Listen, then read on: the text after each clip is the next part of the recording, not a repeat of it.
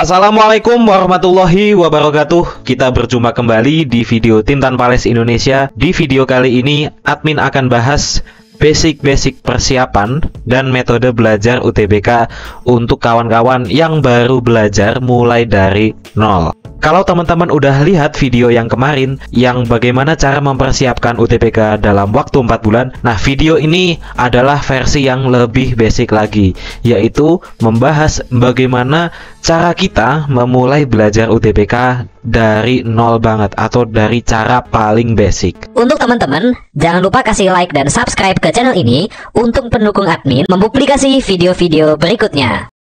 Jadi teman-teman, persiapan belajar itu dibagi jadi dua aspek. Yang pertama, persiapan non-teknis seperti motivasi, cita-cita, kebiasaan, gaya hidup, mindset, dan mentalitas. Dan satu lagi yaitu persiapan teknis, kayak rencana belajar, metode, jadwal, target, dan sumber belajar. Nah, dua aspek ini sama-sama penting supaya belajarnya teman-teman itu bisa continuous, bisa bertahan meskipun nanti di tengah belajar ada banyak tantangan atau halangan. Nah, kita bahas faktor non-teknis terlebih dahulu. Yang pertama yaitu motivasi teman-teman. Motivasi ini berkaitan erat dengan cita-cita atau tujuan teman-teman. Coba sekarang teman-teman mulai merenung ke diri sendiri, apa yang menjadi tujuan teman-teman, apa yang teman-teman cita-citakan, kenapa teman-teman rela bersusah payah, berjuang, belajar berbulan-bulan dengan materi yang sebanyak itu. Apa yang ingin teman-teman kejar? Apa yang menjadi cita-cita dari teman-teman sekalian? Apakah teman-teman ingin menjadi sarjana pertama di keluarga? Apakah teman-teman ingin mengangkat derajat orang tua melalui kuliah di perguruan tinggi? Apakah teman-teman menginginkan hidup yang lebih punya kesempatan besar ketika teman-teman udah lulus kuliah nanti dan sebagainya? Itulah cita-cita. Nah, dorongan untuk mencapai cita-cita itulah yang kita sebut sebagai motivasi. Motivasi itu bisa datang dari mana aja teman-teman. Misalnya ketika teman-teman pengen banget untuk mewujudkan kuliah di kampus favorit, ketika teman-teman pengen banget masuk jurusan yang punya prospek tinggi, jadi nilai UTBK-nya harus tinggi, itulah teman-teman mendapatkan motivasi dari luar yang kita sebut sebagai motivasi eksternal. Motivasi itu tentunya nggak hanya datang dari luar teman-teman. Misalkan ketika teman-teman belajar, teman-teman seneng nih ngerjain soal matematika atau penalaran umum nih misalnya. Atau ketika teman-teman ikut TO, teman-teman ingin berlomba-lomba mendapatkan nilai yang bagus nih, supaya bisa mencapai leaderboard di TO tersebut. Lalu teman-teman merasa puas dan belajarnya tambah semangat. Inilah yang disebut sebagai motivasi dari dalam atau motivasi internal. Sekali lagi, motivasi itu luas banget teman-teman. Bahkan ketika motivasi itu belum tumbuh, teman-teman masih bisa mengusahakan itu. Caranya gimana? Caranya milikilah lingkungan yang mendukung. Ketika teman-teman misalnya berada di lingkungan yang berlomba-lomba untuk belajar, berlomba-lomba untuk dapat nilai TO yang tinggi, sama-sama ingin lolos ke PTN favorit. Nah, disitulah lingkungan bisa tumbuh. Carilah lingkungan itu. Banyak, nggak cuma di kehidupan nyata, tapi di sosial media juga banyak banget lingkungan belajar yang mendukung. Berbagai sosmed seperti X ataupun grup belajar yang lain itu sangat mendukung. Jadi carilah motivasi atau lingkungan itu. Lanjut ke mindset dan mentalitas teman-teman.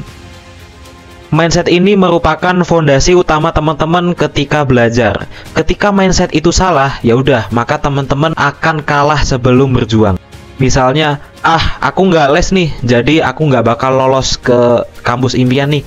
Udah tinggal berapa bulan, aku nggak mungkin bisa menghabiskan materi UTBK yang susah itu. Aku nggak mungkin bisa. Nah, itu dia yang menghancurkan teman-teman sendiri, yaitu mindset yang salah. Oleh karena itu, teman-teman harus perbaiki mindset menjadi mindset yang positif. Harus yakin, aku bisa asalkan aku mau belajar yang tekun dan aku mau effort. Pasti nilai TO ku pelan-pelan bakal meningkat kalau aku belajarnya lebih giat lagi, lebih lama lagi. Kalau teman-teman udah punya mindset yang bener, nah disitulah teman-teman punya bahan bakar untuk terus belajar dan gak akan lelah. Mentalitas ini juga penting. Ibaratnya, mending aku susah-susah belajar selama 4 bulan ini Yang penting aku lolos UTBK di kesempatan pertama daripada aku harus ngulang lagi setahun ke depan.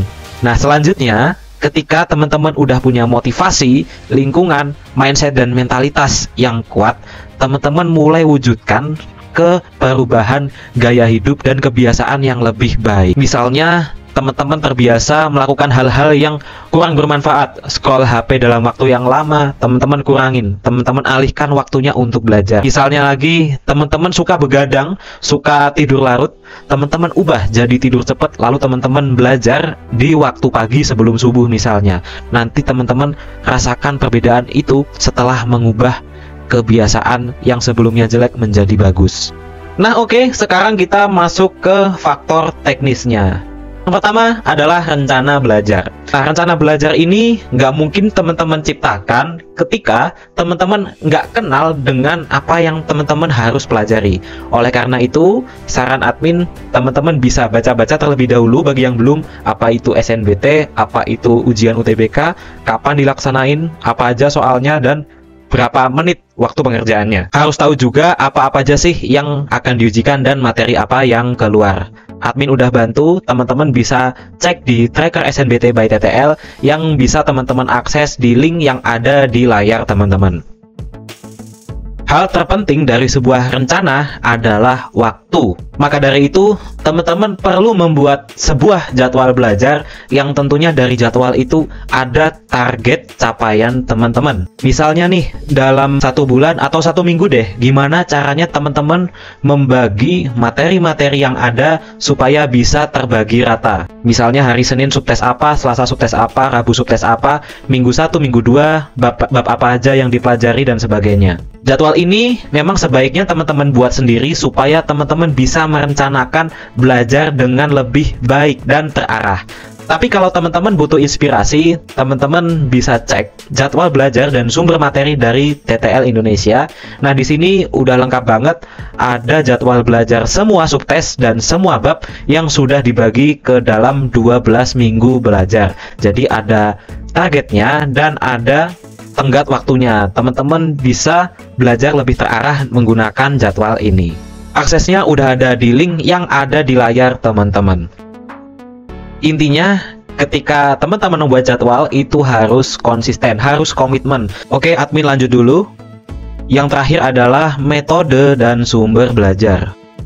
Metode belajar ini pastinya beda-beda untuk setiap subtes. Misalnya ketika teman-teman bahas subtes hitungan seperti PK atau PM, teman-teman harus perbaiki basic hitung-hitungan, operasi dasar matematika dulu, lalu lanjut ke bab berikutnya. Ketika teman-teman belajar penalaran umum, teman-teman harus belajar logika dasar.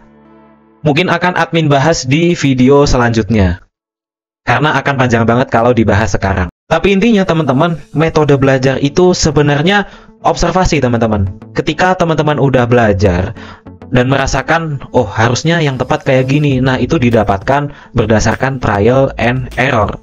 Nah, selanjutnya untuk sumber belajar, ini udah sempat admin singgung ya di video sebelumnya. Teman-teman bisa cari sumber belajar baik offline maupun online. Kalau sumber belajar offline, teman-teman bisa pergunakan buku-buku UTBK yang udah banyak beredar di pasaran. Teman-teman bisa cek testimoninya di marketplace masing-masing. Yang penting teman-teman harus konsisten, harus yakin ingin menyelesaikan buku itu. Ketika teman-teman udah belajar, bisa dicek progresnya melalui tryout atau TO. Teman-teman TO sekali sebulan itu udah bagus banget. Yang penting TO-nya harus benar-benar mencerminkan ujian UTBK seperti aslinya. Nah, gimana sih metode belajar yang terbaik supaya progres itu cepat naik? Normalnya, teman-teman mesti belajar materinya dulu atau basicnya dulu sebelum masuk ke latihan soal. Tapi nggak apa-apa kalau latihan soal ini dilihat-lihat dulu supaya teman-teman tahu bentuk soalnya. Tapi memang paling efektif teman-teman mengerjakan latihan soal setelah membaca atau mempelajari basic-basicnya. Kuncinya adalah terbiasa. Nah, bagaimana dengan sumber belajar online? Nah, ini banyak banget.